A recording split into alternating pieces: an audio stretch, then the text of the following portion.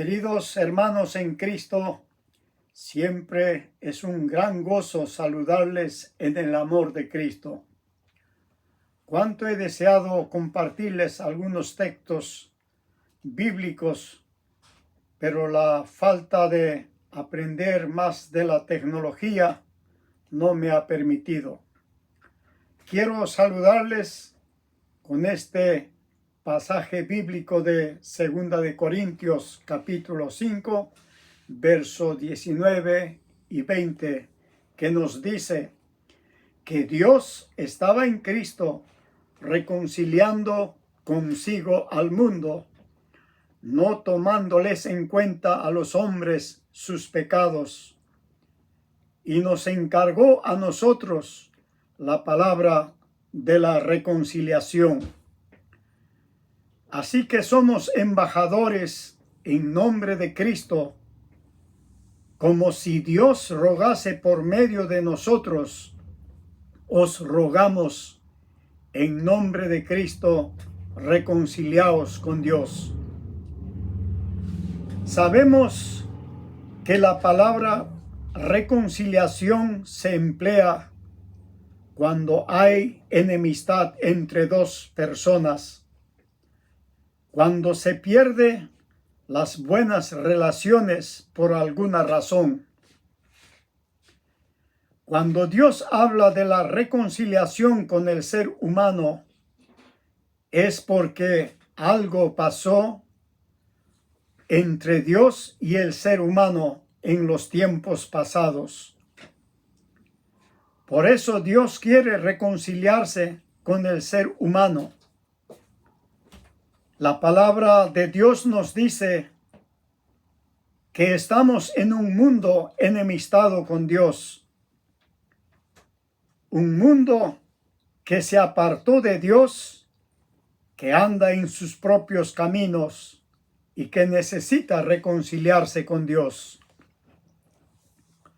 Hubo un tiempo cuando el ser humano vivía en una maravillosa comunión con Dios. Puesto en un lugar hermoso, llena de las bendiciones de Dios, con autoridad para gobernar todo, con poder para sojuzgar la tierra. Esto nos habla en el libro de Génesis en sus primeros capítulos. Sin embargo, en el capítulo 3 del libro de Génesis, vemos la caída del ser humano por insinuación del diablo para independizarse de Dios. Lamentablemente, esta caída en pecado tuvo consecuencias nefastas. Desde entonces, el ser humano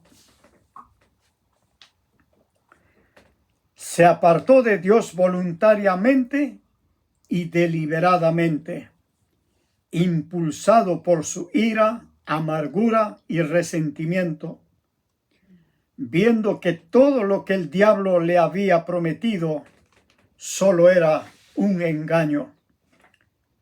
En su frustración, trató de echar la culpa a Dios. A pesar de todo, Dios lo estaba buscando, llamando para arreglar su situación. Pero el ser humano prefirió separarse de Dios. Esta separación Jesús lo ilustró con la parábola del hijo pródigo, que nos habla en el Evangelio de Lucas, capítulo 15, del verso 11 al verso 32. Así como el hijo pródigo se apartó de su padre voluntariamente, así el ser humano se apartó de Dios hasta el día de hoy. A través de la historia humana, Dios envió a sus profetas anunciando que Dios enviaría un Salvador al mundo. Un poco más de 2000 años atrás de la actualidad, Dios envió a Jesucristo nacido de mujer para hacer la obra de la reconciliación con Dios. Obra que ningún ser humano puede hacer, ni sabios, ni científicos, ni religiosos, ni reyes, ni gobernantes, ni políticos, ni filósofos. Solo Jesucristo, como ser divino venido de Dios, santo, justo, sin mancha, perfecto y sin pecado, como lo era Jesucristo. Esta obra de la reconciliación, Jesús lo hizo ofreciéndose a sí mismo en sacrificio por nuestros pecados, sin tomar en cuenta nuestros pecados que son vergonzosos, prometiéndonos que nunca más se acordaría de nuestros pecados e injusticias. ¡Qué maravillosa oportunidad para todo ser humano que Dios quiera reconciliarse sin tomar en cuenta nuestros pecados! Tal vez nunca más Dios nos hable de esta forma. No pedimos ni podemos pedir más a Dios.